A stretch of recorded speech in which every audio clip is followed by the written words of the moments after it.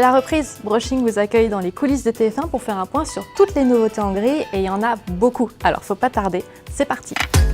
Fiction, sport, info, flux, audience, on a beaucoup de choses à vous raconter. Mais avant de rentrer dans le détail, on vous propose de faire un point sur la stratégie multichaîne du groupe.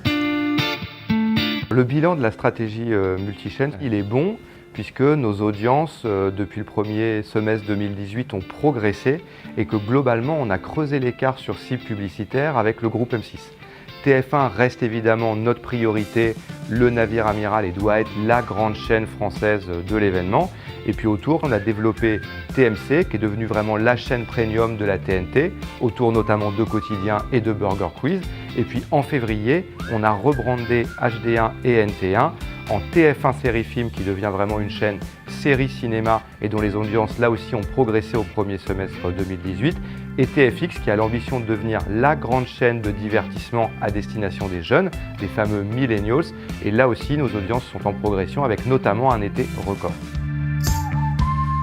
Pour accompagner la nouvelle consommation des contenus, nos programmes y sont disponibles via nos plateformes MyTF1 sur l'ensemble des outils, l'ensemble des plateformes et dans un temps plus long. Par exemple, on propose quasiment systématiquement aujourd'hui des avant-premières.